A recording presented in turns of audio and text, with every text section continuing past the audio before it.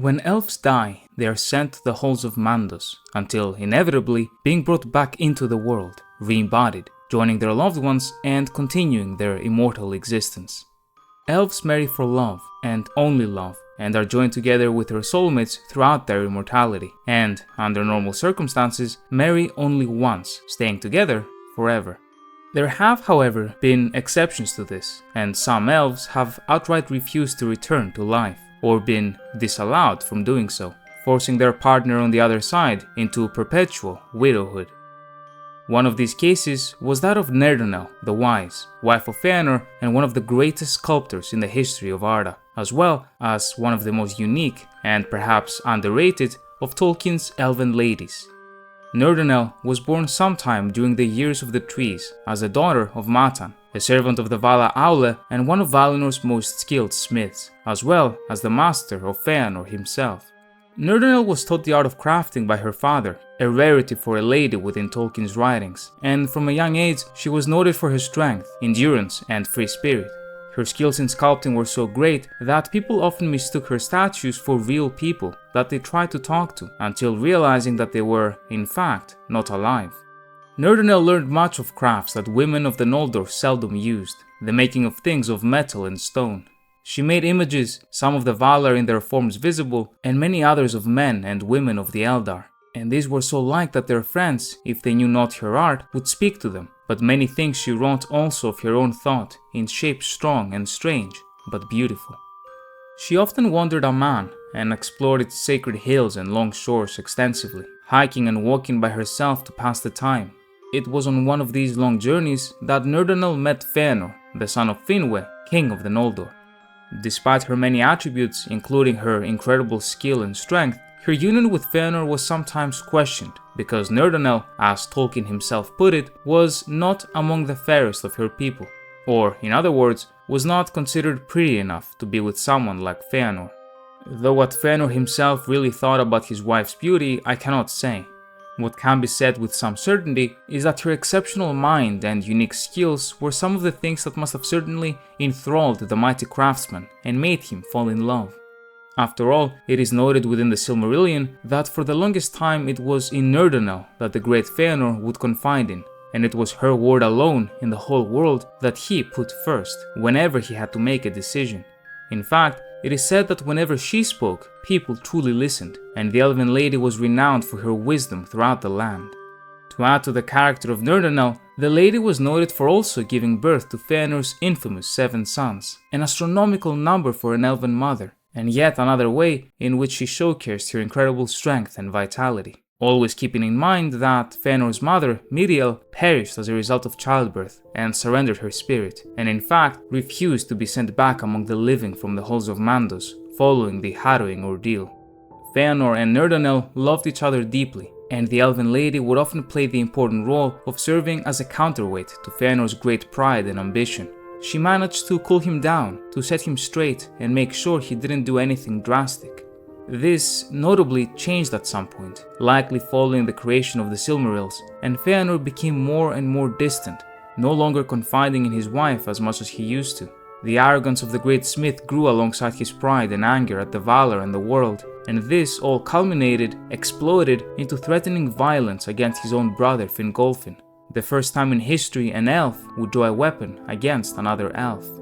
Nerdanel also was firm of will, but more patient than Feanor, desiring to understand minds rather than to master them, and at first she restrained him when the fire of his heart grew too hot, but his later deeds grieved her, and they became estranged. For this despicable act, Feanor was exiled by the Valar for 12 years, and though he was accompanied in exile by his sons and even father, his wife did not follow. Disappointed in her husband, during his exile, she instead went to live with Feanor's stepmother, Indis, with whom she had become friends, though Feanor disapproved. When Morgoth attacked Valinor alongside the great spider Ungoliant, and they destroyed the 2 trees, raiding the great treasury and stealing the Silmarils after killing the king Finwë, Feanor, in his wrath, declared Melkor Morgoth, the black foe of the world, and he alongside his boys, Nerdanel's boys, promised to take back the sacred gems, regardless of the cost and of whoever stood in their way. Thus the infamous Oath of Feanor took place, and Feanor's clan chased Morgoth to Middle-earth, blaspheming and killing elves for the first time ever in order to fulfill their oath. At this development, Aule the smith, whom she and her family served, uttered, "It will in the end only lead Feanor and all your children to death." At this, Nerdanel, though the two were essentially separated, went to Feanor and begged him to leave her boys behind and not take them to slaughter. She tried to compromise and asked him, at least, to let her keep her youngest sons, Amrod and Amras, behind, or even just one of them. Feanor, at the height of his wrath, told his wife and the once closest person to him, "Were you a true wife, as you had been till cozened by Aule, you would keep all of them, for you would come with us. If you desert me, you desert all of your children, for they are determined to go with their father." Then Nerdanel was angry, and she answered, "You will not keep all of them. One at least will never set foot on Middle-earth. Take your evil omens to the Valar who will delight in them," said Feanor. "I defy them." And so they parted. Feanor would not let a single of his sons to stay back with their mother, embarking on the bloody journey to Middle-earth where, indeed, some sooner and some later, every single one of them would die. When Feanor was killed at the hands of Gothmog, the Lord of Balrogs, his soul traveled to the halls of Mandos. There, for his many sins, for his wrath, and for the blood he spilled of his fellow elves, it was decided that he not be allowed to return to the living.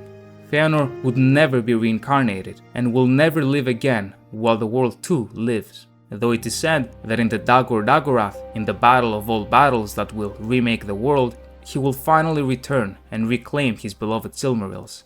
Reclaim them, this time in order to destroy them, and allow the Lady Yavanna to use their power to restore the two trees and breathe new light into the world. Until then, however, he shall remain perished, and his wife, widowed and alone, waiting in Aman. That is, if she decided to wait. When Miriel died giving birth to Feanor, she refused to be brought back to life. Thus the Valar permitted Finwë to marry a second time, to Indis. When Finwë died, however, he met with Miriel in the halls of Mandos, and she revealed that she finally wished to return to Aman. The law of the Valar, however, prohibited someone to have two spouses at once, as marriage was sacred to the elves, and as such, if both Finwë and Miriel returned, Finwë would be married to both Miriel and Indis, who would be alive at the same time. This is because divorce as a concept does not exist for the elves. For the sake of Miriel, therefore, Finwë decided to stay back at the halls, thus allowing her to return to Arda. Therefore, the statute of Finwë and Miriel was born, which proclaimed, "How shall a marriage be ended forever? By the will of the dead, or by the doom of Mandos? By the will of the dead, if they refuse ever to return to the life of the body. By the doom of Mandos, if you will not permit them to return. For a union that was for the life of Arda is ended, if it cannot be resumed within the life of Arda. We say, by the will of the dead, for it would be unjust that the living should for their own purposes confine the dead in Mandos, denying to them all hope of return. It is also unjust that the dead by refusal of life should compel the living to remain solitary until the end, and therefore we have declared that in such case the living may take another spouse. But understand well that if this be done, then the refusal of life by the dead shall be irrevocable, and they shall never again return to life in the body.